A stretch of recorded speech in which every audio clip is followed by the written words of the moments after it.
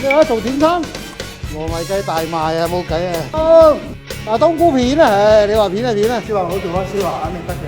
隨機要攞隻糯米雞，冇急冇急，熟能生巧啊！跟住準備鏟咯。喂，唔係啩？今日長啊，食多兩集啫。嚟㗎咯喎！爆香啲蝦米佢，猛火就唔好猛啦。蝦米咧唔爆咧就唔香嘅。咁始終蝦米有啲腥味咧，落少少薑落去。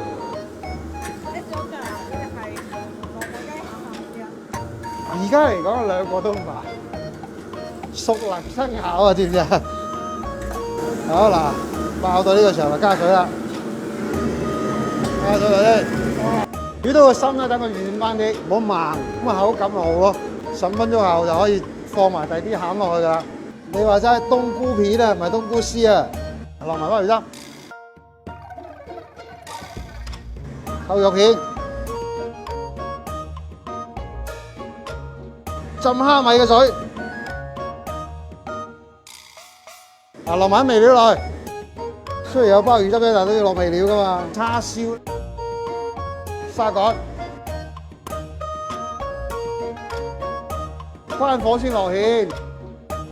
喂，差唔多啦。嚟啊！左右開工啊！糯米雞大賣啊，冇計啊！主要啲網友支持我哋啫，你記唔記得琴日嚟傾糯米雞嗰個人啊？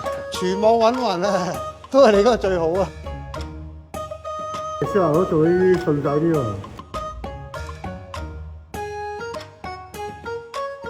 攤凍之後咧，改到就可以包糯米雞啦。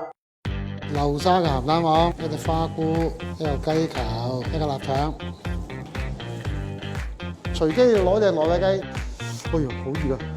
啲米咧就粒粒分明嘅，隔年嘅泰國香螺咧就真係有喎，嗰個口感係唔同嘅。呢隻我自己食㗎，冇所謂啦，俾人睇下。喂，唔係啩？得臘腸啦。喺呢度爭嚿插腸，糯米雞就蒸好啦。我食就俾大家睇下先。哎呀，睇下邊有冇料啊？俾啲料睇下。鹹蛋黃、臘腸、冬菇、雞球，多料啊！真係。料仲多過米嘅，唔好食得爛啦。好，啲味道咧，啲鮑魚香嘅味道出咗嚟，一定要試下啊！呢個我哋廣東嘅糯米雞啊，你行勻成個廣東省揾唔到靚過呢隻糯米雞㗎。嗱，點開個評論區個鏈接就可以落單㗎啦，食多兩集得唔得啊？